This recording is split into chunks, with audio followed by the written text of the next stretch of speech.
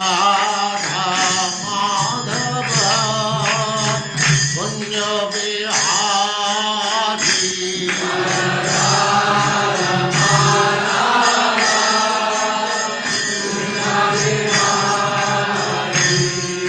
जय राधा माधव कुंज बिहारी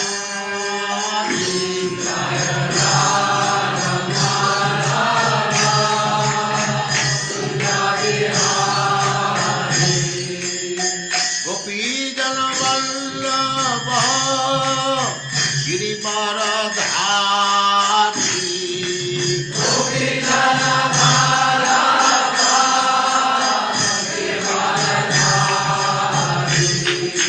गोपीजन वल्लभ गिरिवरधारी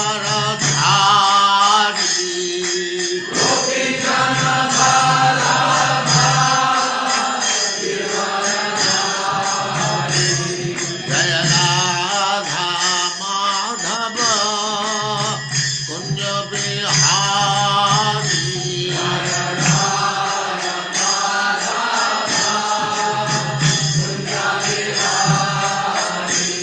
जय राधा माधव कुंज बिहारी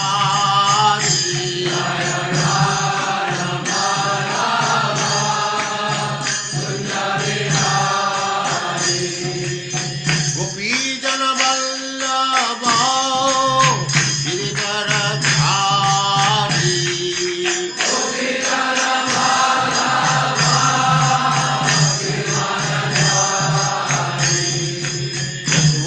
यशोदानंदन व्रज जनरंजन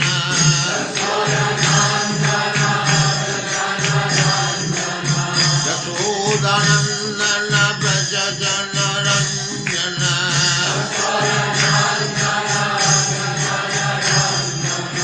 जमुना तीर वनचारी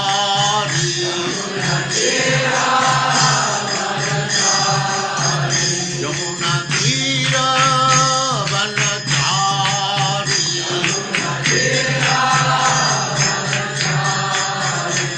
जय राधा माधव कुंज बिहारी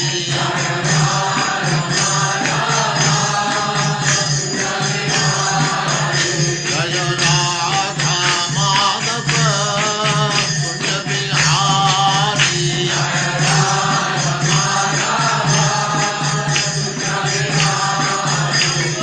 गोपीजन वल्लभ गिरिवरधारी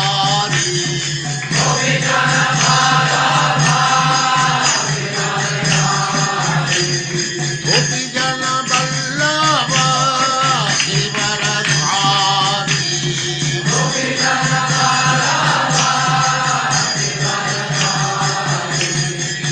यशोदानंदन व्रज जनरंजन यशोदानंदन व्रज जनरंजन जमुना तीर वनचारी जय राधा माधव कुंज बिहारी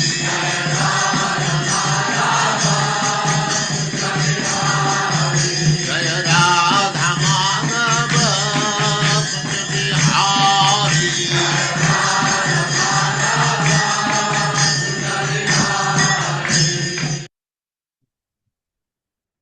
ओम नमो भगवते वासुदेवाय। ओम नमो भगवते वासुदेवाय। ओम नमो भगवते वासुदेवाय। ओम नमो भगवते वासुदेवाय। ओम नमो भगवते वासुदेवाय। ओम नमो भगवते वासुदेवाय। नारायणं नमस्कृत्य नारायणं नमस्कृत्य नरं चैव नरोत्तमं नरं चैव नरोत्तमम् देवीं सरस्वतीं व्यासं देवीं सरस्वतीं सरस्वतीं व्यासं ततो जयमुदीरये ततो ततो जयमुदीरये जयमुदीरये नष्टप्रायेषु भद्रेषु नष्टप्रायेषु नष्टप्रायेषु भद्रेषु अभद्रेषु नित्यं भागवत सेवया नित्यं नित्यं भागवत भगवत सेवया सेवया भगवते उत्तमा श्लोके भगवती उत्तमश्लोके उत्तमश्लोके भक्तिर्भवति नैष्ठिकी भक्तिर्भवति भक्तिर्भवति नैष्ठिकी नैष्ठिकी। हरे कृष्ण। आप सबका स्वागत है। हरे कृष्णा प्रभु जी, दंडवत प्रणाम। इति द्वापर, अब करभाजन बता रहे हैं।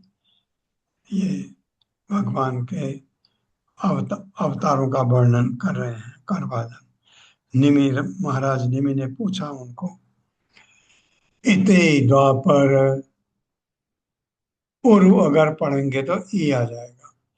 इति द्वापर उरु ईश स्तुवन्ते जगदीश्वरम् नाना तंत्र विधानेन कलौ अपि तथा शृणु। मेरे साथ, इति द्वापर उरु ईश इति द्वापर उर्वीश स्तुवन्ते जगदीश्वरम् स्तुवन्त जगदीश्वरम् नाना तंत्र विधानेन नाना तंत्र विधानेन कलौ अपि तथा शृणु। कला अपि तथा शृणु। इति इस प्रकार द्वापर युग में पूर्व ईशा, हे राजा, स्तुवंती, स्तुति करते हैं, जगत ईश्वरम, ब्रह्मांड के स्वामी की, नाना विविध तंत्र शास्त्रों के विधाने न नियमों द्वारा, कलयुग में अभी भी तथा उसी तरह सुनो। हे राजन, हे राजन, इस तरह से द्वापर युग में लोग, इस तरह से द्वापर युग में लोग ब्रह्मांड के स्वामी का यशोगान करते हैं। ब्रह्मांड के स्वामी का यशोगान करते थे। कलयुग में भी लोग, शास्त्रों के विविध नियमों का पालन करते हुए, शास्त्रों के विविध नियमों का पालन करते हुए भगवान की पूजा करते हैं। भगवान की पूजा करते हैं। अब कृपा करके आप मुझसे इसके बारे में सुने। अब कृपा करके आप मुझसे इसके बारे में सुने। तात्पर्य माता जी। प्रभु जी, हरे कृष्ण। प्रभु जी मुझे कोहोस्ट बना दीजिए ना, नेटवर्क इशू हो गया, निकल गई। हरे कृष्णा। अत्री माता जी। आज मेरे कान बिल्कुल ही बंद हैं। आपने किसके लिए, आपके लिए कहा था?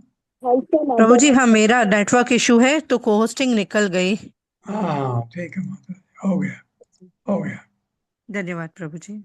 हरे कृष्ण। तात्पर्य श्रील प्रभुपाद के जय, उनके विनीत सेवक के धारा। इस श्लोक में कलावपी अर्थात कलियुग में भी महत्वपूर्ण शब्द है। ये सुविदित है कि कलियुग एक अधार्मिक युग है। अतएव ये आश्चर्यजनक ही है कि ऐसे नितांत अधार्मिक युग में श्री भगवान की पूजा की जाती है। इसीलिए कलौपी अर्थात कलियुग में भी कहा गया है। कलियुग में श्री भगवान का अवतार प्रत्यक्ष रूप से अपने आप को ईश्वर नहीं कहता, अपितु उन्हें वैदिक शास्त्रों के अनुसार पटु भक्तों द्वारा पहचाना जाता है। इसी तरह प्रहलाद महाराज श्रीमद् भागवतम 7.9.38 में कहते हैं, इत्थं नीतिरिगक ऋषिदेव झशापतारै लोकान् विभावयसिहं श्री जगत् प्रतिपान धर्मं महापुरुष पाशयुगान् वृत्ता छन्न कलौ भव स्त्री युगोथा पुरुषोत्तम। हे प्रभु, इस तरह आप मनुष्य, पशु, महान संत, सदृश देवता, मछली या कच्छप इत्यादि विविध रूपों में अवतारित होते हैं और इस तरह विभिन्न लोकों में संपूर्ण सृष्टि का पालन पोषण करते हैं, अर्थात असुरों का वध करते हैं। हे प्रभु, आप युग के अनुसार धर्म के सिद्धांतों की रक्षा करते हैं, किंतु कलयुग में आप स्वयं को पूर्ण पुरुषोत्तम भगवान होने की पुष्टि नहीं करते। अतएव आप त्रियुग अर्थात 3 युगों में प्रकट होने वाले कहलाते हैं।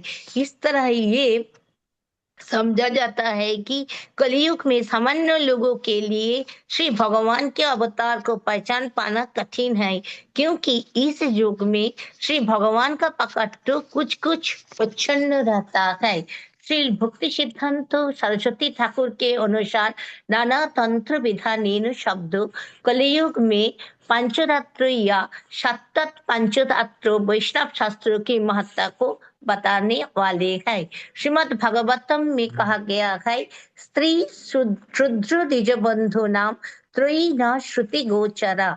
कलियुग में सामान्य लोगों द्वारा उच्च कोटि का वैदिक योग कर पाना, योग पद्धति की कठिन तपस्या कर पाना असंभव है। ऐसी मानव वैदिक विधियां कलियुग की आध्यात्मिक रूप से मंद जनता को पहुंच से बाहर है। इसीलिए इस युग में भगवान नाम के कीर्तन द्वारा श्री भगवान की स्तुति करने की सरल विधि अनिवार्य है। श्री भगवान के पवित्र नाम के कीर्तन करने तथा उनके अच्छा विग्रहों को पूजा करने की भक्तिमयी विधियों का वर्णन पंचरात्र नामक वैष्णव शास्त्रों में वर्णित है। इस श्लोक में ऐसे तांत्रिक शास्त्रों द्वारा उल्लेख हुआ है और ये कहा गया है कि कलियुग में ये भक्तिमयी विधियां जिनकी शिक्षा श्री नारद मुनि जैसे महान आचार्यों द्वारा दी गई है, श्री भगवान की पूजा करने की एकमात्र व्यवहारिक विधियां है। अगले श्लोक में इसकी और अधिक स्पष्ट व्याख्या की गई है। हरे कृष्ण। हरिओमा माता जी, आप मैं भूल गया आपसे, आपके कल में कुछ कमेंट थे, आप करिए माता जी, फिर मैं आगे बढ़ूंगा। हरे कृष्ण प्रभु जी, धन्यवाद प्रणाम। जी प्रभु जी, जैसे आपकी आज्ञा। एक सेकंड में निकालती हूँ प्रभु जी। जी प्रभु जी, तो प्रभु जी कल प्रभु जी 9वां प्रश्न शुरू हुआ था जिसके हाँ, लिए। जी प्रभु जी, तो हरे कृष्ण प्रभु जी, धन्यवाद प्रणाम। प्रभु जी 9वां प्रश्न राजा निमि पूछते हैं और श्री करवाजन मुनि इसका उत्तर देंगे। तो ये प्रश्न था प्रभु जी कि चारों युगावतारों के वर्ण, रूप तथा नाम क्या हैं और उनके पूजन की विधि क्या है। तो प्रभु जी ये 19वें श्लोक में प्रश्न किया गया था और 20वें श्लोक से लेकर 42वें श्लोक तक लगभग 22 श्लोकों में बल्कि 23 श्लोकों में इसका उत्तर दिया जा रहा है करभाजन मुनि के द्वारा। तो प्रभु जी इसकी थोड़ी सी जो पृष्ठभूमि है वो हम इसके पिछले श्लोकों से लेंगे। तो शुरू करती हूँ। श्रील प्रभुपाद की जय, गुरु महाराज की जय। प्रभु जी आपके आशीर्वाद से प्रयास करती हूँ। तो पूर्व श्लोकों में प्रभु जी हमने जितने भी श्लोक पढ़े उन सब में ये हमें समझ में आता है कि भगवान की शरण कितनी आवश्यक है, भक्तों की शरण कितनी आवश्यक है। और जो प्रभु जी एक बहुत इम्पोर्टेंट करके आए थे कि माया को, इंद्रियों को वश में किस प्रकार करना है, ये सब कुछ हमने पढ़ा था। तो उसकी एक छोटी सी पृष्ठभूमि रखते हुए हम आगे चलते हैं। पूर्व श्लोकों द्वारा ये स्थापित हो चुका है कि क्योंकि भगवान की शरण के बिना जीवन व्यर्थ है, इसलिए अब राजा निमि भगवान की पूजा की विधि के बारे में पूछ रहे हैं। तो हमारा प्रश्न को जानना और समझना आवश्यक था कि अब राजा जो है वो विधि पे आ गए हैं, क्योंकि अब तक 8 प्रश्नों में उन्होंने लगभग सब कुछ पूछ लिया है और सभी मुनियों ने लगभग सारे ही उत्तर दे दिए हैं। तो अब अंतिम चरण पे आकर वो ये पूछते हैं कि इसकी विधि क्या है, कि अगर मुझे ये करनी ही है, अगर जीव के लिए भगवान की शरण ही आवश्यक है, तो फिर उसको मैं विधि कैसे प्राप्त करूं। क्योंकि तरीके तो सारे बताए जा चुके हैं, तो अब विधि पे चलते हैं और साथ ही साथ कि ये जो युगावतार अलग अलग हुए हैं, इनके नाम क्या हैं, इनके वर्ण आदि क्या हैं। तो उत्तर में करभाजन मुनि 20वें श्लोक से शुरू करते हैं। सतयुग में भगवान श्वेत वर्ण और चतुर्भुजी रूप में सिर पर जटाओं और वृक्ष छाल पहने ब्रह्मचारी रूप में प्रकट होते हैं।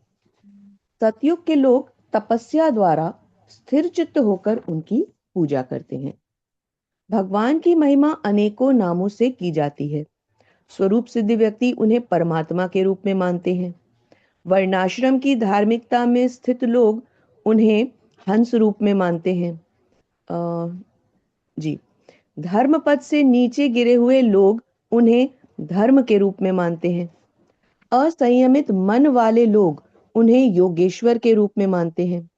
शक्ति से हीन लोग उन्हें ईश्वर कहते हैं और उनके शरणागत लोग उन्हें उत्तम पुरुष मानते हैं।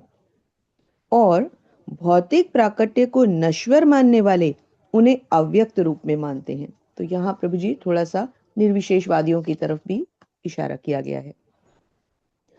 त्रेता युग में भगवान यज्ञों के प्रतीक स्त्रुक तथा स्त्रुव, जो यज्ञ में क्रमशः घी तथा आहुति डालने के लिए प्रयोग किए जाते हैं, उनके रूप में प्रतीक माने जाते हैं। त्रेता युग में भगवान का वर्ण लाल होता है। उनकी 4 भुजाएं तथा सुनहरे बाल होते हैं। इस युग में वे वेदों में दीक्षित होने के सूचक माने जाते हैं।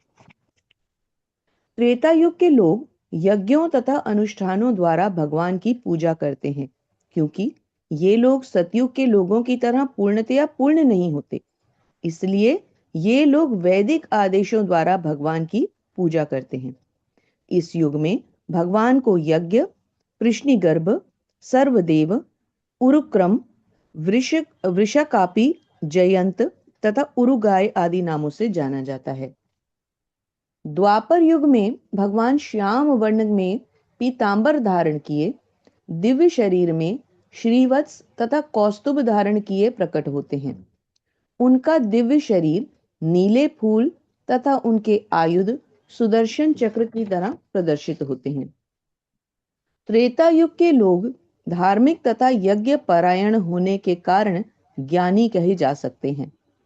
वहीं द्वापर युग के लोगों को परम सत्य के प्रति आकृष्ट जिज्ञासु कहा जा सकता है। और उससे पीछे सतयुग के लोग परम ज्ञानी हैं, क्योंकि वो ईश्वर की भक्ति पर्याप्त विधियों द्वारा और भक्ति द्वारा करते हैं। भगवान वासुदेव आदि पुरुष हैं। वे अपना विस्तार असंख्य स्वांशों में करते हैं। ये अंतिम श्लोक था कल का प्रभु जी, जिसके लिए हमें उनके चतुर्व्यूह को समझना आवश्यक है। इस युग के लोग भगवान की सेवा अर्चा विग्रह के रूप में करते हैं, जिसका उद्देश्य भगवान के स्मरण, श्रवण तथा कीर्तन द्वारा पूरा होता है। इस विधि द्वारा भक्त भगवान के ज्ञान की अनुभूति का पात्र बन जाता है। भगवान चैतन्य महाप्रभु ने विशेषतया भक्ति की इसी विधि को प्रत्येक जीव तक पहुंचाने हेतु शिक्षाएं तथा उपदेश दिए हैं। भक्ति की सबसे उत्तम तथा यथोचित विधि इसी को माना जाता है। श्रील प्रभुपाद की जय। थैंक यू प्रभु जी। कल यहाँ तक किया था प्रभु जी। धन्यवाद। थैंक यू प्रभु जी। हरे कृष्णा। धन्यवाद। प्रणाम। कृष्ण वर्णम तुषा कृष्णम संग उपांग अस्त्र पार्षदम यज्ञ संकीर्तन प्राय यजंति ही सुमेधसः। ये श्लोक बहुत ही सुंदर है। ये श्लोक मैंने कई बार याद करने का कोशिश किया था पहले। मेरे साथ पढ़िए। कृष्ण वर्णम तुषा कृष्णम, कृष्ण वर्णम तुषा कृष्णम, कृष्ण वर्णम तुषा कृष्णम, कृष्ण वर्णम तुषा कृष्णम, संग उपांग अस्त्र पार्षदम सांगोपांगास्त्रपार्षदम् यज्ञ संकीर्तन प्राय यज्ञैः संकीर्तनप्रायैः यजन्ति ही सुमेधसः। यजन्ति सुमेधसः। कृष्ण वर्णम, कृष्ण में आए अक्षरों को दोहराना। त्रिषा कांति से, अकृष्णम काला नहीं, सुनहरा, स अंग संज्ञों समेत, उप अंग सेवक गण, अस्त्र हथियार, पार्षदम, विश्वास पात्र, साथी, पार्षद। यज्ञ द्वारा संकीर्तन प्रायः मुख्य रूप से सामूहिक कीर्तन से युक्त यजंती पूजा करते हैं। हे निश्चय ही सुमेधसः बुद्धिमान व्यक्ति। मेरे साथ पढ़िए। कलयुग में कलयुग में बुद्धिमान व्यक्ति ईश्वर के बुद्धिमान व्यक्ति श्री भगवान भगवान के ईश्वर के उस अवतार की पूजा करने के लिए उन अवतार की पूजा करने के लिए पूजा करने के लिए सामूहिक कीर्तन या संकीर्तन करते हैं। सामूहिक कीर्तन या सामूहिक संकीर्तन करते हैं। कीर्तन करते हैं। हाँ, सामूहिक कीर्तन को संकीर्तन कहा जाता है। जो निरंतर कृष्ण के नाम का गायन करता है, जो निरंतर श्री कृष्ण जो का निरंतर गायन करते के हैं, नाम का गायन करते हैं, यद्यपि उसका वर्ण श्यामल नहीं है, यद्यपि उनका वर्ण श्यामल नहीं है, श्यामल नहीं है, किंतु वह साक्षात कृष्ण है। किंतु वो किंतु वह साक्षात साक्षात कृष्ण है। वह अपने संगियों, वे अपने संगियों, सेवकों, सेवकों, आयुधों आयुधों तथा विश्वास पात्र साथियों की संगत में रहता है। तथा विश्वास पात्र साथियों के संग में रहते हैं। संगत में रहता है। हाँ, आपको पूरा ये देख करके कृष्ण वर्णम तुषा अकृष्णम कलयुग का यह अवतार है भगवान का एक। आपको याद आ रहा होगा, ये चैतन्य महाप्रभु कृष्ण वो सामने नहीं है, कैसे हैं, सुनहरे हैं। लेकिन भगवान चैतन्य महाप्रभु का जो वर्णन आता है स्पष्ट रूप से कहीं नहीं आता है, क्योंकि वो बेसिकली वो भगवान के भक्त के रूप में आए थे। भगवान के अवतार के रूप में उनको कम दिखाया जाता है, लेकिन वर्णन आया है यहाँ पर। तात्पर्य माता है। प्रभु जी पल्लवी माता जी को होस्ट बना दीजिए। हरे कृष्णा। सुधीर प्रभु जी।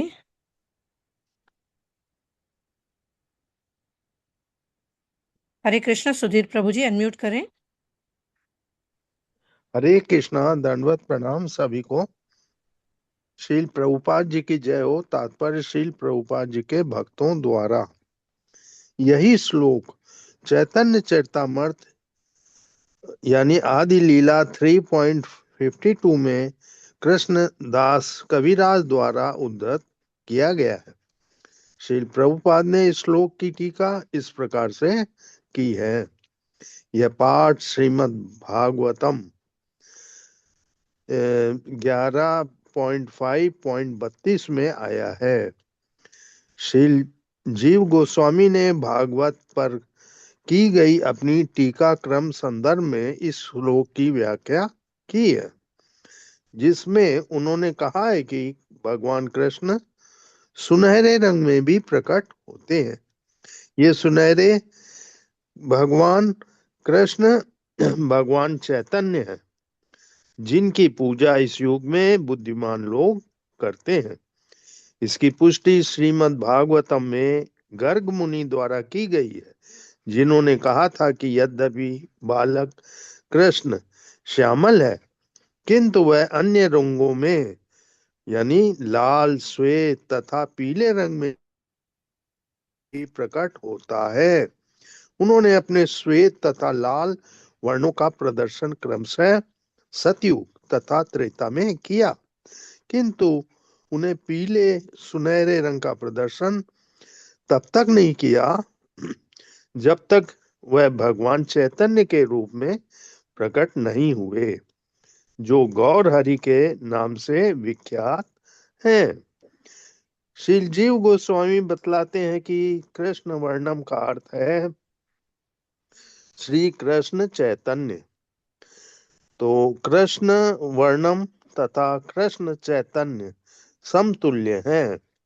कृष्ण नाम भगवान कृष्ण तथा भगवान चैतन्य कृष्ण दोनों में आता है। श्री चैतन्य महाप्रभु भगवान है, किंतु वे कृष्ण का वर्णन करने में सदैव लगे रहते हैं और इस तरह वे उनके नाम तथा रूप का कीर्तन करके तथा स्मरण करके दिव्य आनंद की प्राप्ति करते हैं। स्वयं भगवान कृष्ण सर्वोच्च उपदेश देने के लिए चैतन्य के रूप में प्रकट होते हैं। वर्ण यति का अर्थ है कहता है या वर्णन करता है। भगवान चैतन्य सदैव कृष्ण नाम ही का कीर्तन करते हैं और उसका गुणानुवाद भी करते हैं। चूंकि वे स्वयं कृष्ण हैं, अतएव जो भी उनसे मिलता है वह स्वतः कृष्ण नाम का कीर्तन करता है और बाद में अन्यों से उसका कथन करता है। वह दूसरे व्यक्ति में दिव्य कृष्णामृत प्रविष्ट कर देता है, जिससे कीर्तन करने वाला दिव्य आनंद में लीन हो जाता है। इसलिए वह सभी प्रकार से हर एक के समक्ष कृष्ण रूप में प्रकट होता है, चाहे व्यक्ति रूप में हो या ध्वनि के रूप में। श्री कृष्ण का चैतन्य करने से ही उसे तुरंत भगवान कृष्ण का स्मरण हो आता है। इस तरह उन्हें विष्णु तत्व के रूप में ग्रहण किया जा सकता है। दूसरे शब्दों में श्री चैतन्य साक्षात भगवान कृष्ण है। सांगो पांगास्त्र पार्षदम में भी यह सूचित करता है कि श्री चैतन्य भगवान कृष्ण है। उनका शरीर सदैव चंदन के आभूषणों तथा चंदन लेप से विभूषित रहता है। अपने अद्वितीय सौंदर्य से वे अपने युग के सारे लोगों को दमित करते हैं। अन्य अवतारों में भी कभी कभी भगवान ने अस्त्रों का उपयोग असुरों को परास्त करने के लिए किया था, किंतु इस युग में भगवान चैतन्य महाप्रभु जैसे सर्व आकर्षक रूप में उन असुरों का दमन करते हैं। श्री जीव गोस्वामी व्याख्या करते हैं कि उनका सौंदर्य असुरों का दमन करने के लिए उनके अस्त्र हैं। चूंकि वे सर्वाकर्षक हैं, अतः यह समझना होगा कि सारे देवता उनके संगियों जैसे रहते थे। उनके कर्म असाधारण थे और उनके संगी अद्भुत थे। जब उन्होंने संकीर्तन आंदोलन का प्रचार किया तब विशेष तौर से बंगाल तथा बिहार में अनेक विद्वान तथा आचार्यों को उन्होंने आकृष्ट किया। श्री चैतन्य के साथ सदा ही उनकी श्रेष्ठ संगी जैसे कि नित्यानंद, अद्वैत, गदाधर तथा श्रीवास संग में रहते थे। श्री जीव गोस्वामी ने वैदिक साहित्य का एक श्लोक उद्धृत किया है, जिसमें यह कहा गया है कि यज्ञ प्रदर्शनों या उत्सवों को मनाने की कोई आवश्यकता नहीं है। वे टीका करते हैं कि ऐसे बारी दिखावटी प्रदर्शनों में न लगकर सारे लोगों को जाति तथा रंग का भेदभाव त्याग कर भगवान चैतन्य की पूजा करने के लिए हरे कृष्ण महामंत्र की सामूहिक कीर्तन करना चाहिए। कृष्ण वर्णम द्विषा कृष्णम यह सूचित करता है कि कृष्ण नाम को वरीयता प्रदान की जानी चाहिए। श्री चैतन्य ने कृष्ण भावनामृत की शिक्षा दी है और कृष्ण नाम का कीर्तन किया है।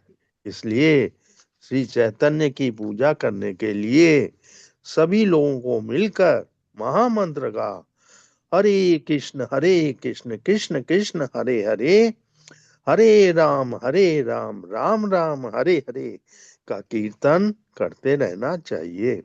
गिरजाघरों, मंदिरों या मस्जिदों में पूजा का प्रसार करना संभव नहीं रहा, क्योंकि लोगों को इसमें रुचि नहीं है। किंतु हरे कृष्ण का कीर्तन कहीं भी किया जा सकता है। इस तरह से श्री चैतन्य की पूजा करते हुए सर्वोच्च कर्म किया जा सकता है और भगवान को तुष्ट करने का सर्वोच्च धार्मिक उद्देश्य पूरा किया जा सकता है। श्री चैतन्य महाप्रभु के सुप्रसिद्ध शिष्य श्री सार्वभौम भट्टाचार्य ने कहा है, जब दिव्य भक्ति का सिद्धांत लुप्त हो गया तो श्री कृष्ण चैतन्य भक्ति विधि को पुनः बताने हेतु प्रकट हुए हैं। वे इतने दयालु हैं कि कृष्ण प्रेम का वितरण कर रहे हैं। हर व्यक्ति को चाहिए उनके चरण कमलों की ओर अधिकाधिक आकृष्ट हो। जिस तरह से गुनगुनाते भौरे कमल पुष्प की ओर आकृष्ट होते हैं। श्री चैतन्य महाप्रभु के अवतार का वर्णन श्री विष्णु सहस्त्र नाम में भी हुआ है, जो महाभारत के दान धर्म पर्व के अध्याय 189 में आया है। श्री जीव गोस्वामी ने इसका संदर्भ इस प्रकार दिया है। सुवर्ण वर्णो हेमांगो वरांग नंद नानंदी नांगंदी, यानी अपनी प्रारंभिक लीलाओं में वे सुनहरे रंग वाले गृहस्थ के रूप में प्रकट होते हैं। उनके अंग इतने सुंदर हैं और उसका चंदन लेपी शरीर पिघले सोने के जैसा लगता है।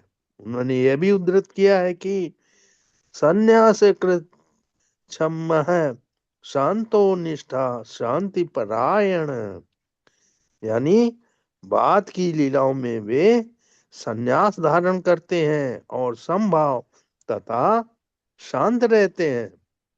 वे शांति तथा भक्ति के सर्वोच्च धाम हैं, क्योंकि वे निर्विशेषवादी अभक्तों को चुप करा देते हैं। हरे कृष्णा, दंडवत प्रणाम। जगह भी व्याख्यान हुआ है। चैतन्य महाप्रभु ने निर्विशेषवादियों को चुप कराया है, वो बताया है कि वो कहाँ कहाँ गलत है। ध्येयं सदा परिभवघ्नम् अभीष्टदोहम् तीर्थ आस्पदं शिवभिरञ्च नुतं शरण्यम् भृत्य आर्तिहं प्रणतपाल भवद्दिपोतम् वंदे महापुरुष ते चरणारविंदम। बहुत ही सुंदर। मेरे साथ ध्येयं सदा परिभव घनम अभीष्ट दोहम् ध्येयं सदा परिबद्धनं धीष्टदोहम् तीर्थ आस्पदम शिव विरंच नुतम शरण्यम् तीर्थास्पदं शिवभिरञ्चिनुतं शरण्यम् भृत्य आर्तिहं प्रणतपाल भवद्दिपोतम् भीर्त्यार्तिहं प्रणतपाल भवाब्धिपोतम् वंदे महापुरुष ते चरणारविंदम। वन्दे महापुरुष ते चरणारविन्दम्।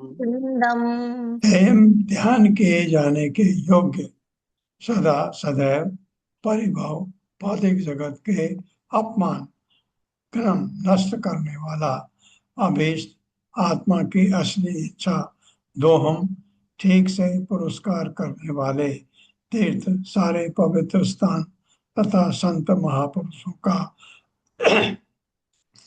आस्पदम धाम शिव विरंची शिव तथा ब्रह्मा जैसे महान देवताओं द्वारा नुतम झुके हुए शरण ग्रहण करने के लिए सर्वाधिक योग्य भृत्य सेवकों के आरती हम कष्ट को दूर करने वाले प्रणतपाल उन सब के रक्षक जो आपको प्रणाम करते हैं। भव अवधि जन्म मृत्यु के सागर का पोतम उपयुक्त नाव पार करने के लिए बंदे मैं वंदना करता हूँ। महापुरुष हे महाप्रभु ते तुम्हारे चरण अरविंदम चरण कमलों के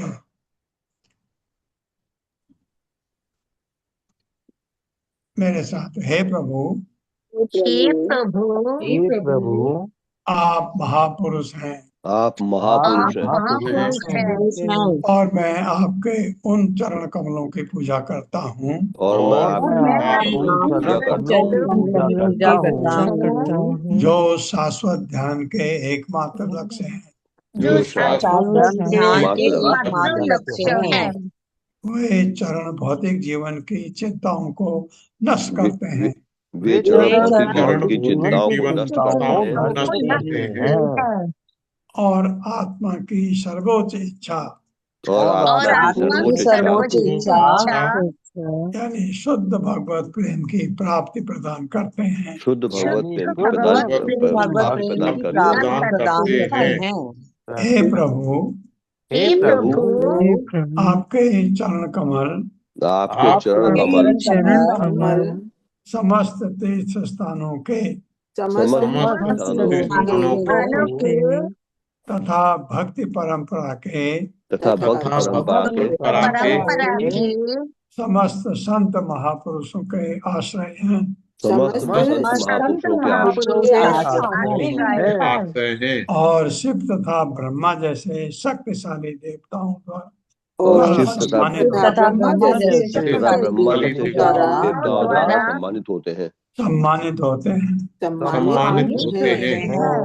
हे प्रभु, प्रभु, आप इतने दयालु हैं कि आप इतने दयालु हैं कि आप उन सबों की स्वेच्छा से रक्षा करते हैं। आप उन सबकी रक्षा करते हैं जो आदर पूर्वक जो आदर पूर्वक आपको नमस्कार करते हैं। आपको नमस्कार करते हैं। इस तरह आप आप अपने अपने सेवकों सेवकों के के सारे कष्टों को अपने सेवकों के सारे कष्टों को दयापूर्वक दूर कर देते हैं। दूर कर देते हैं। निष्कर्ष रूप में निष्कर्ष रूप में हे प्रभु, हे प्रभु, प्रभु, आपके चरण कमल आपके चरण कमल वास्तव में जन्म तथा मृत्यु के सागर को सागर को पार करने के लिए उपयुक्त नाव हैं। पार करने के लिए उपयुक्त नाव है। हाँ, भगवत गीता में भगवान ने कहा है, इसलिए ब्रह्मा तथा शिव भी इसीलिए ब्रह्मा तथा शिव भी आपके चरण कमलों में आश्रय की तलाश करते रहते हैं। भी आप चरण कमलों में आश्रय की तलाश करते रहते हैं। तात्पर्य माता जी। हरे कृष्ण जगदीश प्रभु जी। हरे कृष्णा प्रभु जी, हरे कृष्णा माता जी, दंडवत प्रणाम। शीला प्रभुपाद जी की जय। शीला प्रभुपाद जी के विभक्तों द्वारा तात्पर्य। इस श्लोक में कलयुग में भगवान के अवतार का वर्णन हुआ है और उसकी पूजा की गई है। विगत 3 युगों सत्य, त्रेता तथा द्वापर में ईश्वर के अवतारों का वर्णन के बाद गर्भभाजन मुनि ने उपयुक्त स्तुतियां प्रस्तुत की, जो प्रत्येक युग विशेष में भगवान की महिमा का वर्णन करने के लिए सदुपयोग किया जाता है। कृष्ण वर्णम तुषा कृष्णम श्लोक द्वारा कलयुग में भगवान के अवतार का वर्णन करने के बाद इस तथा अगले श्लोक में चेतन महाप्रभु के रूप में कलयुग में भगवान के प्राकट्य कृष्ण वर्ण की महिमा का वर्णन है। चेतन महाप्रभु कलयुग में प्रकट होते हैं और हर एक को कृष्ण नाम का कीर्तन करना सिखाते हैं। इस्कॉन आंदोलन के सदस्य कृष्ण वर्ण अर्थात कृष्ण नाम के कीर्तन में इतना लीन रहते हैं कि कभी कभी सामान्य लोग उन्हें कृष्ण कहते हैं। इस तरह जो भी व्यक्ति चेतन महाप्रभु के आंदोलन के संपर्क में आता है और उनके पवित्र नाम के कीर्तन से तुरंत कृष्ण की पूजा करने लगता है। ध्येयम सदा शब्द सूचित करते हैं कि कृष्ण के पवित्र नामों का कीर्तन करने के लिए इस युग में कोई कठोर नियम नहीं है। कलयुग में ध्यान की प्रमाणिक विधि भगवान नाम का कीर्तन विशेष रूप से हरे कृष्णा कृष्णा कृष्णा हरे हरे हरे राम हरे राम, राम राम हरे हरे महामंत्र का कीर्तन करना है। इस विधि को सदा अपने निरंतर संपन्न करना चाहिए। इसी प्रकार चैतन्य महाप्रभु ने नामा अकारि बहुधा निज सर्वशक्ति तृप्ता नियमतम स्मरे न काले। कलयुग में भगवान ने अपनी सारी शक्तियां अपने नाम में लगा दी हैं और इन नामों का कीर्तन करने की कोई किसी पिटी विधि नहीं है। ऐसे नियमों का उल्लेख काल देश नियम का द्योतक है। सामान्यतः काल ऋतु स्थान दशा इत्यादि को नियंत्रित करने वाले कठोर नियम होते हैं जिनके अनुसार कोई विशेष वैदिक उत्सव संपन्न किया जा सकता है या कि किसी विशेष मंत्र का उच्चारण किया जा सकता है। इसीलिए मनुष्य को सर्वत्र तथा सदैव 24 घंटे कृष्ण नाम का कीर्तन करना चाहिए। इस प्रकार काल तथा स्थान के रूप में कोई प्रतिबंध नहीं है। चेतन महाप्रभु के कथन का यही अर्थ है। इस श्लोक में परभव धनम शब्द महत्वपूर्ण है। कलयुग में मानव समाज ईर्ष्या से दूषित रहता है, यहाँ तक कि एक ही परिवार के सदस्यों को में भी अत्यधिक ईर्ष्या व्याप्त रहती है, जिससे वो इस युग में निरंतर झगड़ते रहते हैं। इसी प्रकार पड़ोसी एक दूसरे से तथा एक दूसरे की संपत्ति तथा पद से ईर्ष्या रखते हैं और संपूर्ण राष्ट्र ईर्ष्या से जलन कर व्यर्थ ही युद्धरत होते हैं। इसमें भीषण आधुनिक अस्त्रों द्वारा नरसंहार का खतरा बना रहता है, किंतु पारिवारिक सदस्यों, अनजानों तथा कथित कृतज्ञ मित्रों, विरोधी राष्ट्रों, आर्थिक स्पर्धा, सामाजिक अप्रतिष्ठा, कैंसर इत्यादि द्वारा उत्पन्न उत्पीड़नों से चेतन महाप्रभु के चरण कमलों की शरण ग्रहण करके बचा जा सकता है। भौतिक शरीर को तो नहीं बचाया जा सकता, किंतु चेतन महाप्रभु की शरण में आने वाले व्यक्ति को कठोर हृदय ग्रंथि खुल जाती है, जिसके कारण वो अपने को बाह्य शरीर से सूक्ष्म मन मान रहा होता है। एक बार इस झूठी पहचान के टूट जाने पर मनुष्य किसी भी प्रतिकूल भौतिक परिस्थिति में आनंद पूर्वक रह सकता है। जो लोग इस नश्वर शरीर को शाश्वत बनाना चाहते हैं वे अपना समय तो गवाते ही हैं, साथ ही वे अपने जीवन को स्थायी बनाने वाली इस वास्तविक विधि की उपेक्षा करते हैं, जो कि साक्षात कृष्ण रूपी चेतन महाप्रभु के चरण कमलों की शरण ग्रहण करना है। इस श्लोक में तीर्थास्पदम शब्द यह बताता है कि चेतन महाप्रभु के चरण कमल समस्त तीर्थ स्थानों के आश्रय हैं। ज्यो ज्यो कृष्ण भावना में आंदोलन विश्व भर में फैल रहा है, त्यों तो हम निर्धन तथा अविकसित देशों में प्राय पाते हैं कि भारत में वृंदावन तथा मायापुर जैसे पवित्र स्थानों को देख पाने के लिए भ्रमण कर पाना अत्यंत कठिन होता जा रहा है। विशेष रूप से दक्षिण अमेरिका के बहुत से भक्तों के लिए भारत में ऐसे स्थलों का भ्रमण करके अपने को शुद्ध करना काफी कठिन है, किंतु चेतन महाप्रभु इतने दयालु हैं कि केवल उनकी पूजा करने की से विश्व भर के सारे वैष्णव महान तीर्थों को अर्थात चेतन महाप्रभु के चरण कमलों को देख पाने के लाभ प्राप्त करते हैं। इस तरह कृष्णा भावनामृत आंदोलन के अनुयायियों को उनकी बाहरी परिस्थिति के बावजूद किसी प्रकार की क्षति नहीं होती है। इस संबंध में शील विश्वनाथ चक्रवर्ती ठाकुर ने कहा है, कलो द्रव्य देशम क्रिया यादि जनित दुर्वारम पवित्रयम नाशकम नियतम इति भाव है। इस युग में संसार पापमय जीवन से इतना दूषित हो चुका है कि कलयुग के सारे लक्षणों से मुक्त हो पाना अत्यंत कठिन है। फिर भी चेतन महाप्रभु का प्रचार कार्य करने वालों को कलयुग के यदा कदा होने वाले आकस्मिक अनिवार्य लक्षणों से डरना नहीं चाहिए। चेतन महाप्रभु के अनुयायी अवैध यौन, नशा, मांसाहार तथा जुआ, इन 4 निषेधात्मक विधानों का कठोरता से पालन करते हैं। वे सदैव हरे कृष्ण कीर्तन करना और भगवान की सेवा में लगे रहना चाहते हैं, किंतु ऐसा हो सकता है कि भक्त के जीवन में कलयुग का कोई लक्षण यथा ईर्षा, क्रोध, काम, लोभ, क्षणभर के लिए यदा कदा प्रकट होता है। किंतु यदि ऐसा भक्त सचमुच ही चेतन महाप्रभु के चरण कमलों में शरणागत होता है तो उसकी कृपा से ऐसे अवांछित लक्षण, अनर्थ तुरंत लुप्त हो जाएगा। इसलिए भगवान ने निष्ठावान भक्त को अपना नियत कर्तव्य पूरा करने में हतोत्साहित नहीं होना चाहिए, बल्कि उसे आश्वस्त हो जाना चाहिए कि चेतन महाप्रभु उसकी रक्षा करेंगे। इस श्लोक में शिव विरचितम शब्द भी आया है। इस ब्रह्मांड में शिव तथा ब्रह्मा निसंदेह दो अत्यंत शक्तिशाली पुरुष हैं, फिर भी वे चेतन महाप्रभु के चरण कमलों की अविचल भाव से पूजा करते हैं। क्यों? शरणम, ब्रह्मा तथा शिव भी भगवान के चरण कमलों की शरण के बिना सुरक्षित नहीं है। भूत्यारपत्यम प्रणत पालम शब्द इंगित करते हैं यदि बिना द्वैत के कोई व्यक्ति भगवान के चरण कमल पर शीश झुकाता है अर्थात प्रणत प्रणत, तो भगवान ऐसे निष्ठावान व्यक्ति की समस्त सुरक्षा प्रदान करते हैं। इस श्लोक में इसका उल्लेख नहीं है कि मनुष्य को भगवान का उच्च कोटि का भक्त होना चाहिए। प्रत्युत्तर यह कहा गया कि यदि कोई व्यक्ति भगवान के चरण कमलों पर केवल शीश झुकाता है तो उसे सारी सुरक्षा प्रदान की जाती है और यह उस पर लागू होता है जो चेतन महाप्रभु के मिशन की सेवा करने का प्रयास करता है।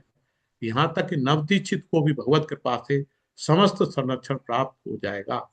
भवाब्धिम कोतक के विषय में श्रीमद् भागवतम में ब्रह्मा तथा अन्य देवताओं का निम्न कथन पाया जाता है। त्वदपाद पोतेन महत कृतेन कुर्वन्ति गोवत्स पदम भवाब्धिम। अज्ञान सागर को पार करने के लिए आपके चरण कमलों को नाव मानकर मनुष्य महाजनों के पद चिन्हों पर चलता है और उस सागर को उसी सरलता से पार कर सकता है जिस तरह गोखुर के ऊपर से लांघा जाता है। शील रूप गोस्वामी के अनुसार चेतन महाप्रभु का अनुयायी जीवन मुक्त होता है और इस प्रकार भक्त अपने भावी गंतव्य के लिए परेशान नहीं रहता, क्योंकि उसे आश्वस्त रहता है कि भगवान उसे इस भवसागर से तुरंत पार करा देंगे। उपदेशामृत में ऐसे विश्वास को निश्चयात शब्द द्वारा उद्बोधित किया गया है, जिसका अर्थ है भक्ति योग की शक्ति के विषय में दृढ़ विश्वास है। श्रील विश्वनाथ चक्रवर्ती ठाकुर के अनुसार शिव विरंचतम कथन से यह सूचित होता है कि चेतन महाप्रभु की पूजा शिव के अवतार अद्वैताचार्य द्वारा ब्रह्मा के अवतार हरिदास ठाकुर द्वारा की जाती है। इस श्लोक में चेतन महाप्रभु को महापुरुष के रूप में संबोधित किया है, जिसका अर्थ है पुरुषोत्तम अर्थात भगवान। इस प्रकार श्वेतांग स्वर उपनिषद 3.12 में महाप्रभु का निर्देशन हुआ है। महान प्रभु पुरुष है, सत्य स प्रवर्तक है। महाप्रभु ईश्वर है जो समस्त जगत के प्रवर्तक।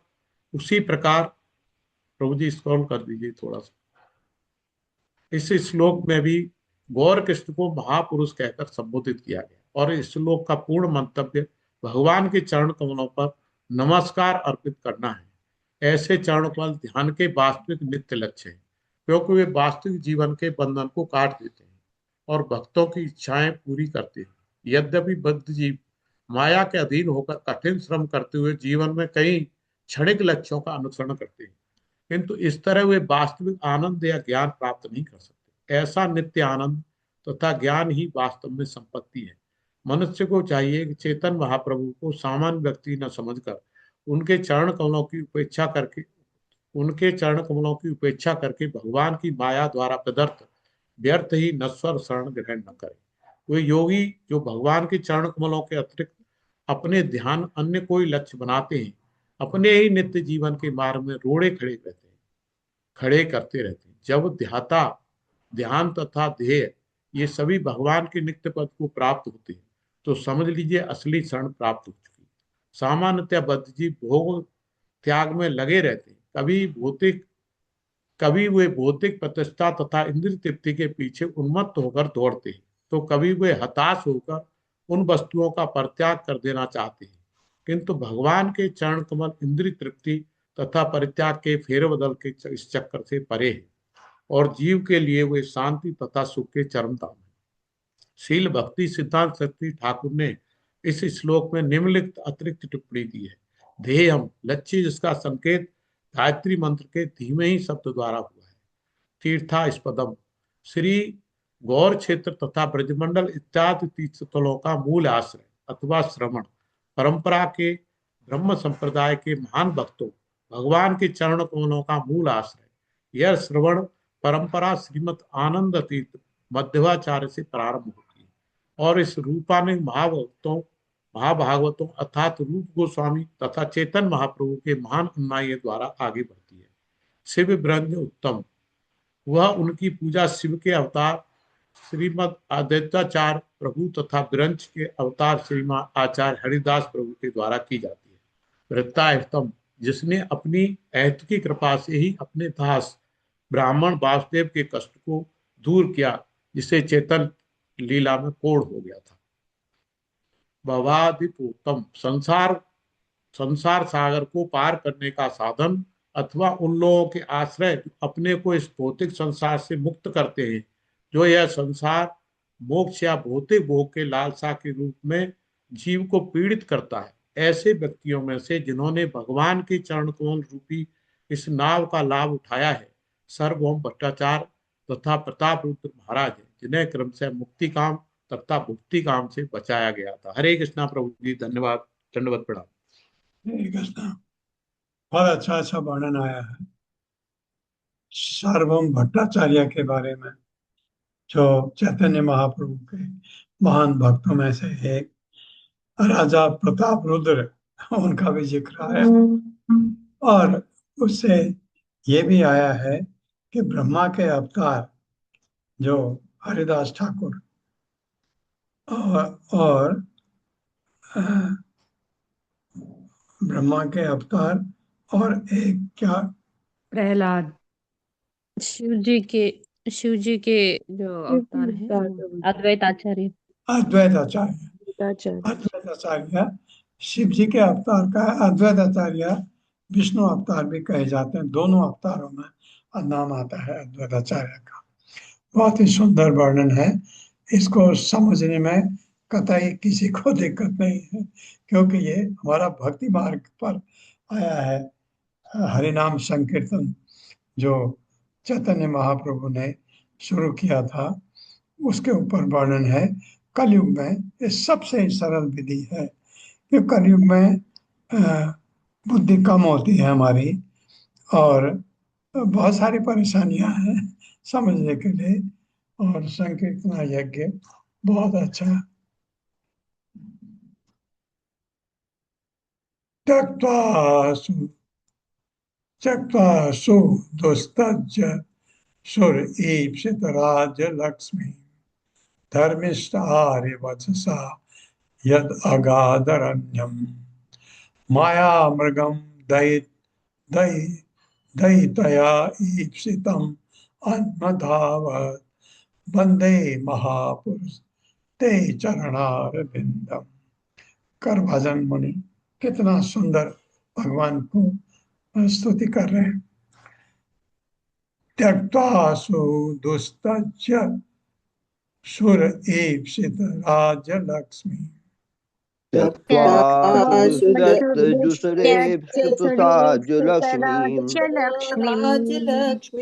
धर्मिष्ठ आर्य वचसा यदगाधरण्यम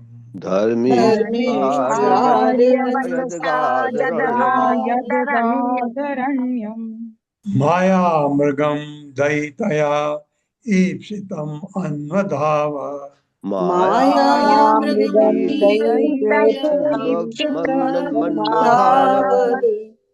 वंदे महापुरुष ते चरणारविंदम।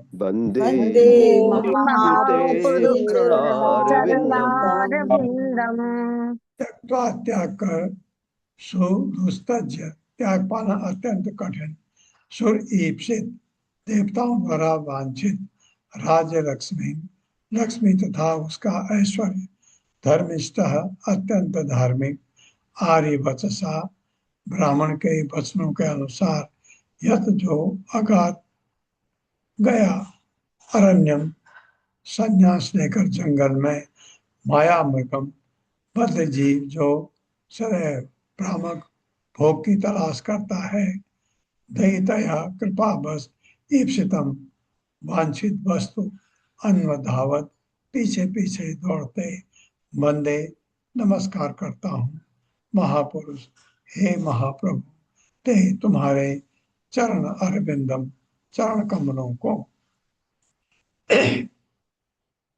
मेरे साथ, हे महापुरुष, मैं आपके चरण कमलों की पूजा करता हूँ। मैं आपके चरण कमलों की पूजा करता हूँ।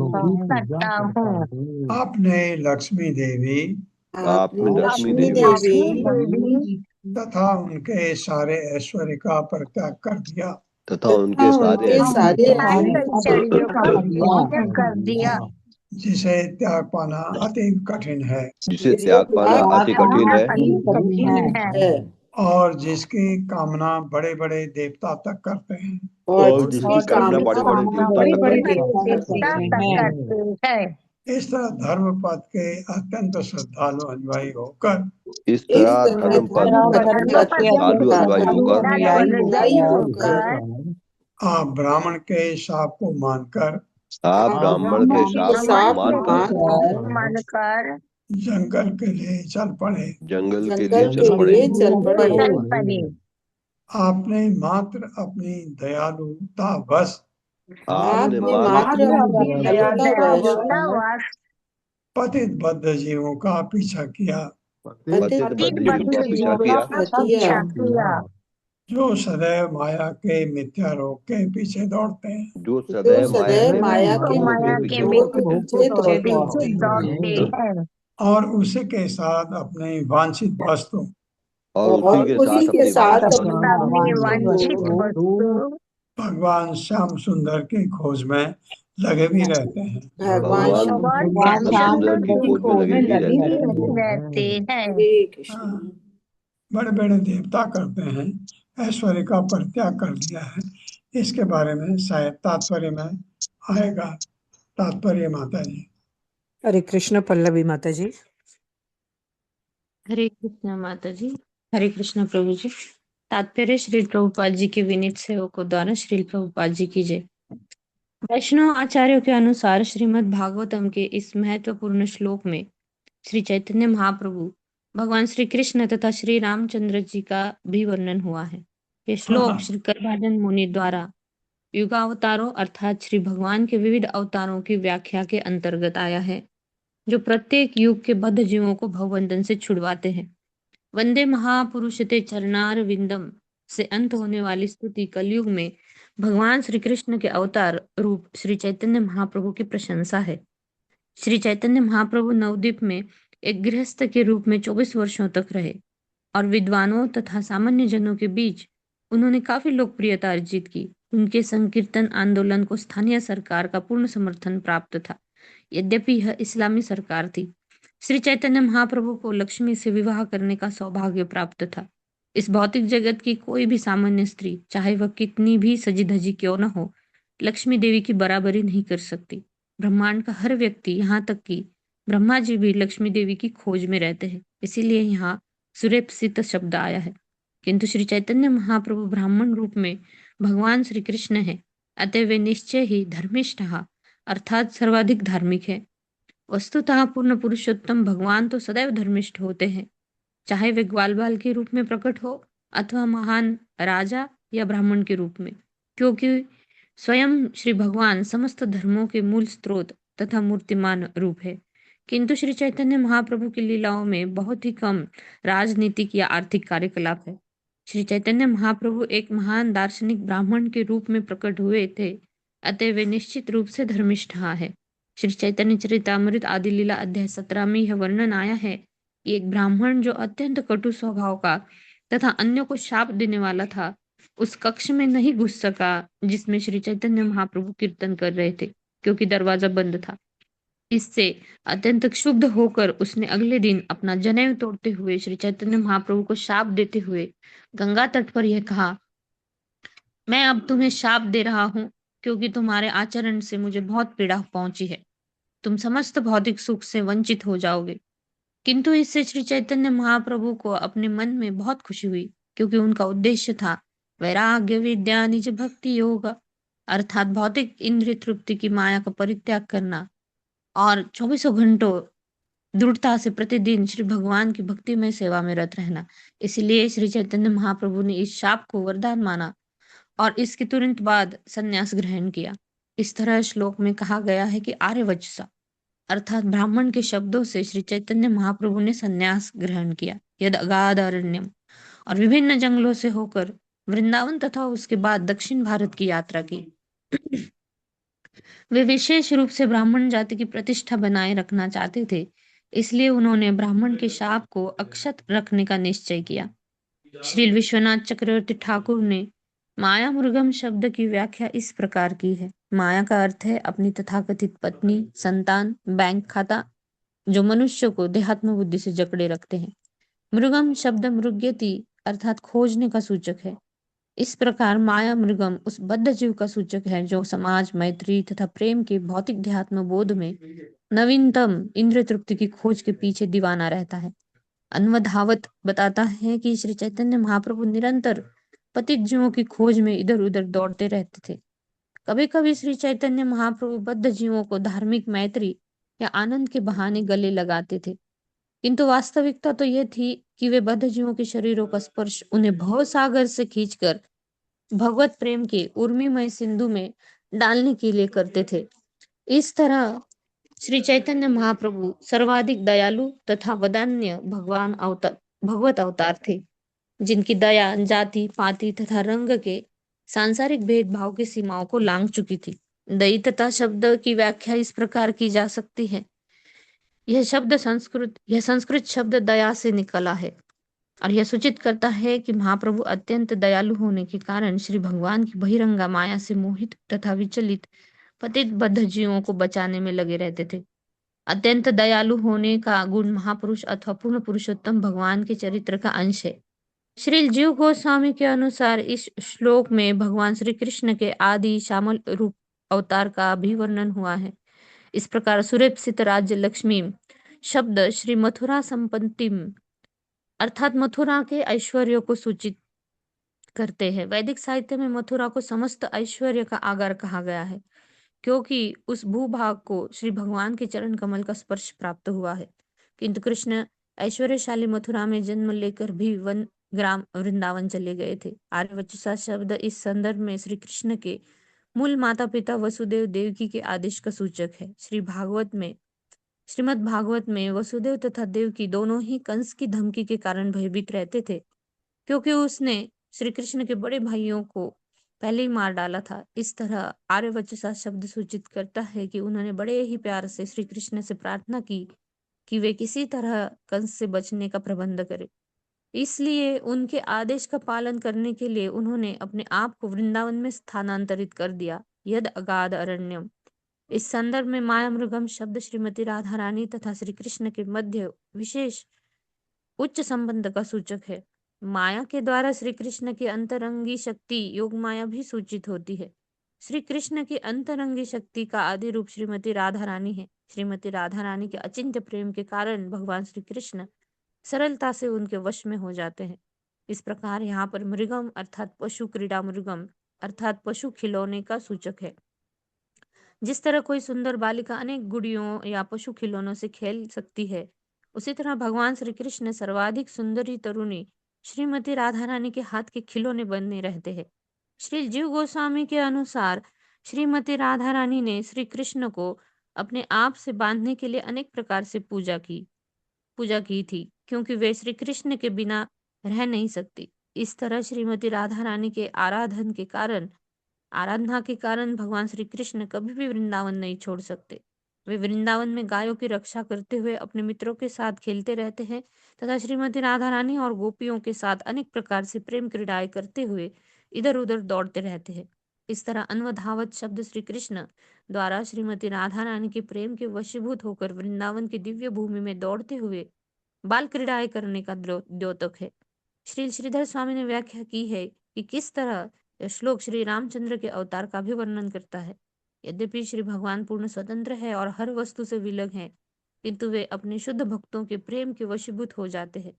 महान राजधानी अयोध्या में सारे नागरिक उन्हें जितना वर्णन किया जा सके उससे भी अधिक प्रेम करते थे। इस संदर्भ में आर्यवचसा का अर्थ यह है कि अपने गुरु तुल्य पिता के आदेश पर श्री रामचंद्र जी सर्वस्व छोड़कर वन को चले गए। वहां उन्होंने सीता जी के प्रति अगाध स्नेह प्रदर्शित करते हुए माया मृगम यानी रावण द्वारा धोखे से उत्पन्न किए गए माया रूपी मृग का पीछा किया। इस स्वर्ण मृग के लिए श्रीमती सीता देवी ने विशेष इच्छा व्यक्त की थी। इसकी सूचना दैत्यप्सितम शब्द से मिलती है। श्री भगवान के दिव्य शरीर के सारे अंग अभिन्न है और परस्पर एक दूसरे का कार्य करने में सक्षम है। इसका कथन ब्रह्म संहिता 5.32 में मिलता है। अंगानि यस्य सकलेन्द्रिय वृत्तिमन्ति पश्यन्ति पान्ति कलयन्ति चिरं जगन्ति आनंद चिन्मय सदुज्वल विग्रहस्य गोविंदमादिपुरुषं तमहं भजामि। श्री भगवान के सारे अंगानी सकल इंद्रिय वृत्तिमंती अर्थात अन्य सारे अंगों का कार्य करने की क्षमता रखते हैं। इस तरह श्री भगवान के दोनों चरण कमल पूर्ण पुरुषोत्तम भगवान का पूर्ण प्रतिनिधित्व करते हैं और श्री भगवान के चरण कमलों की पूजा करने वालों को दिव्य आनंद की प्राप्ति होती है। जहाँ तक आध्यात्मिक गुणों की बात है, श्री चैतन्य महाप्रभु, भगवान श्री कृष्ण तथा भगवान श्री रामचंद्र के अवतारों में कोई अंतर नहीं है। जैसा कि वैदिक साहित्य में भी कहा गया है, अद्वैतम अच्युतम अनादिम अनंत रूपम। इसीलिए आचार्यों में तनिक भी मतांतर नहीं है कि यह श्लोक एक ही परम सत्य के 3 विभिन्न स्वरूपों की महिमा प्रस्तुत करता है। श्री चैतन्य महाप्रभु निस्संदेह पूर्ण पुरुषोत्तम भगवान है। उनके दिव्य गुण वैदिक शास्त्रों में दिए हुए परम सत्य के गुणों को हर दृष्टिकोण से पूरा करने वाले हैं। श्री चैतन्य चरितामृत में कृष्णदास कविराज गोस्वामी तथा श्री प्रभुपाद ने चैतन्य महाप्रभु के दिव्य पद की विस्तृत व्याख्या दी है, जिसे पाठक अधिक जानकारी के लिए देख सकते हैं। हर व्यक्ति को श्री करभाजन मुनि के आदर्श का पालन करना चाहिए और महाप्रभु महापुरुष श्री चैतन्य महाप्रभु के चरण कमलों की पूजा करनी चाहिए। मनुष्य को चाहिए कि मानसिक तर्क वितर्क तथा मनमानी व्याख्याओं के धरातल पर अपने आप को सड़ने न दे और श्री चैतन्य महाप्रभु की शरण में जाकर परम सत्य से अपने संबंधों को पुनर्जीवित करे। जो लोग श्री चैतन्य महाप्रभु की पूजा कर रहे हैं, उन्हें अद्भुत आध्यात्मिक फल मिल रहे हैं और वे कृष्ण प्रेम रूपी फल का आस्वाद ले रहे हैं। अतएव वंदे महापुरुषते चरणारविंदम, हम आदि भगवान श्री चैतन्य महाप्रभु के चरण कमलों को नमस्कार करें, जिनकी महिमा श्रीमद् भागवत में महापुरुष के रूप में गाई गई है।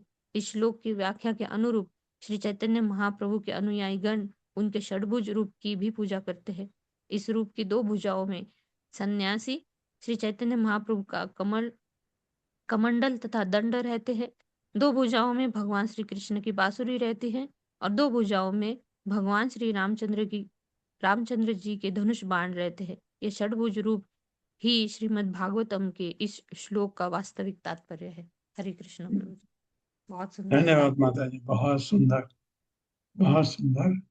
आपसे मैं कुछ इसमें विचार भी आपसे पूछना चाह रहा था, लेकिन समय नहीं है। इतना सुंदर तात्पर्य जो आपने पढ़ा कि इतना डिटेल में, और पहले मुझे ये समझ नहीं आ रहा था कि महालक्ष्मी को भगवान ने दरकिनार किया, परवाह नहीं की, समझ नहीं आया।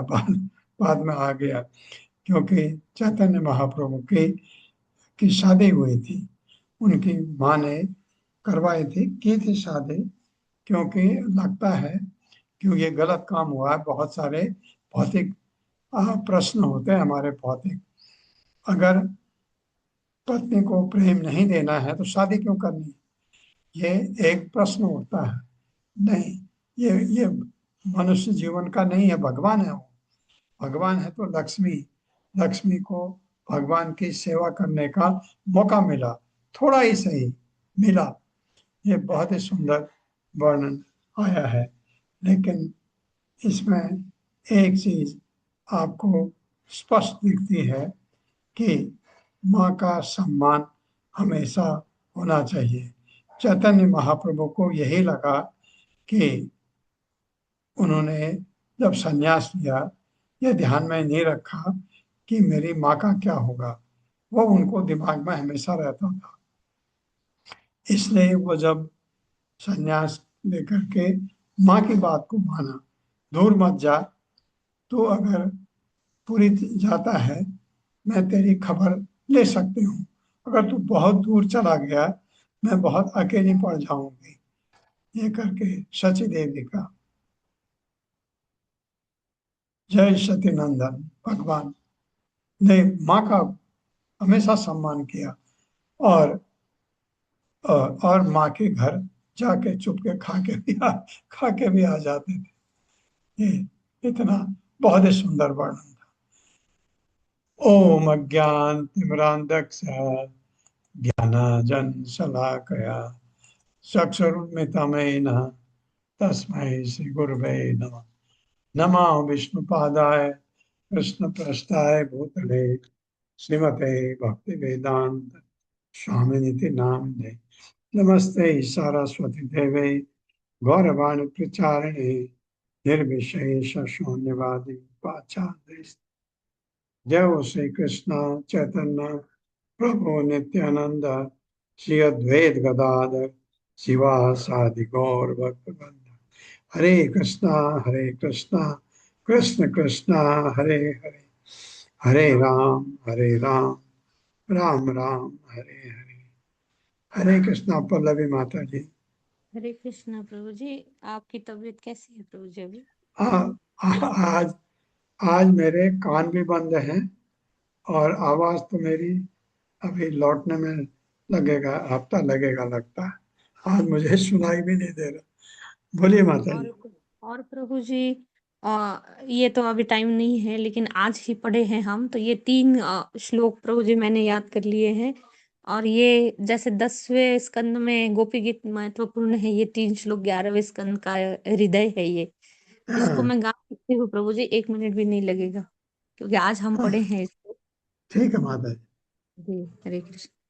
कृष्णवर्णं त्विषा कृष्णं साङ्गोपाङ्गास्त्रपार्षदम् यज्ञैः सङ्कीर्तनप्रायैर्यजन्ति हि सुमेधसः ध्येयं सदा परिभवग्नमभीष्टदोहम् तीर्थास्पदं शिवविरिञ्चिनुतं शरण्यं भृत्यार्तिहं प्रणतपालभवाब्धिपोतं वन्दे महापुरुष ते चरणारविन्दम्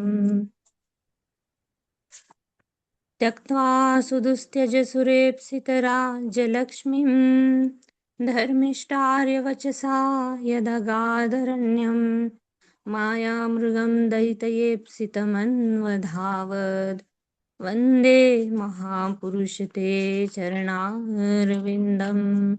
हरे कृष्णा कृष्णा कृष्णा हरे हरे, हरे राम राम राम हरे हरे। धन्यवाद प्रभु जी। हरे कृष्ण। धन्यवाद माता जी, बहुत बहुत धन्यवाद। आप सबका बहुत धन्यवाद है। हरे कृष्णा। हरे कृष्णा प्रभु जी, दंडवत प्रणाम। कृष्ण प्रभु जी सादर प्रणाम। कृष्ण प्रभु जी सादर कल हरे कृष्णा प्रभु जी।